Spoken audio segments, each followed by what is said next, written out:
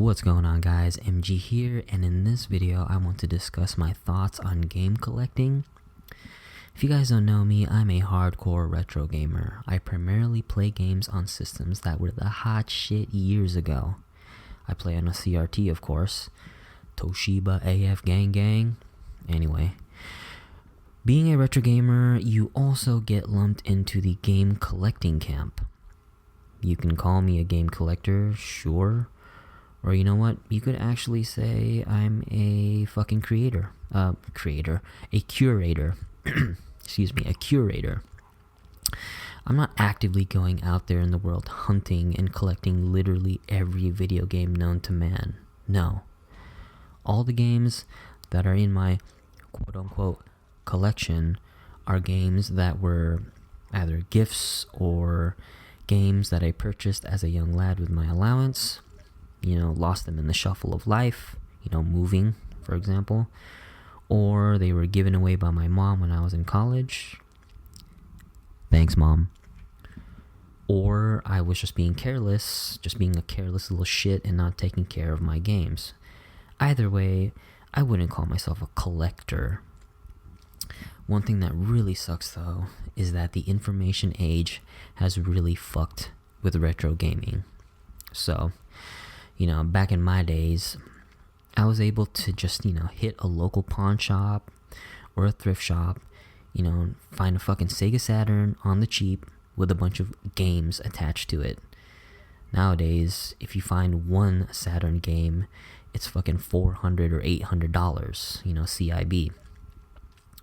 The same can be said for CRT TVs, if you're into PVMs and BVMs, so with that said, in fact, I actually did this some years ago, picking up a CRT TV, that's what I mean. So, to tell you the story, one night I was just hanging out in my room, chilling, and I just got a craving to play Remake 1. What hasn't changed? What else is new? On my GameCube, right? But I didn't want to connect my cube to my HDTV because it looked like shit, So what did I do? I decided to go to my local thrift shop and pick up a CRT, and I was back in the game. For a retro gamer today to even think about doing this shit, it will require a car, lots of gas, and lots of cash. Because of the information age, these things are fucking commodities now and are hoarded and sold for quadruple the price by some fuck ass on the internet. Gamers out there who genuinely want to experience an older title will now have to pay a fucking arm and a leg. And more than likely, the game will be complete shit because of its age, and it was originally designed to be played on a crispy CRT, not connected to an HDTV via composite or compos shit. I didn't say that right, but whatever. And the game will just catch dust in a shelf alongside the other rare games. Not all rare retro games are shit though, but I will say they're fucking inflated as fuck in terms of price. I'm looking at you, pricecharting.com. It's just complete bullshit that the information age inflated the prices. So, big shout out to all the YouTubers out there pumping the price.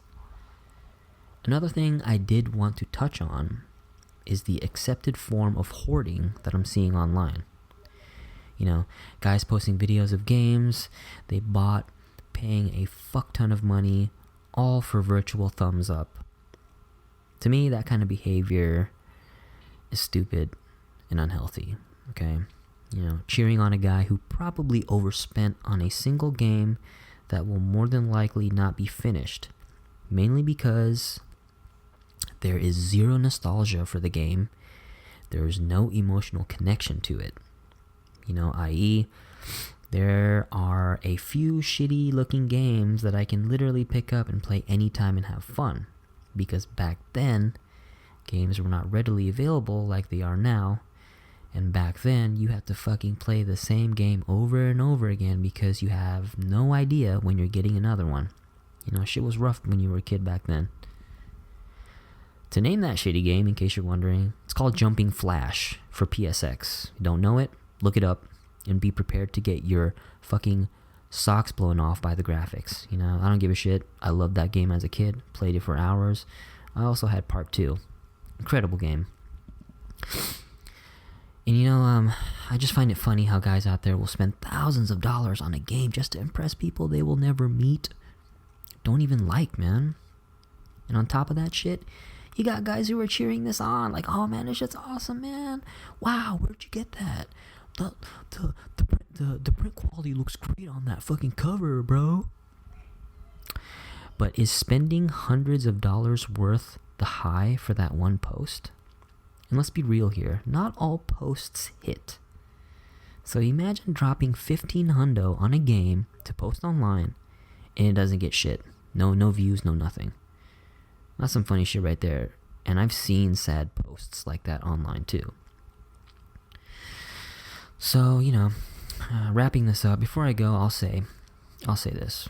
Go fucking emulate the game. I don't give a fuck about your principles.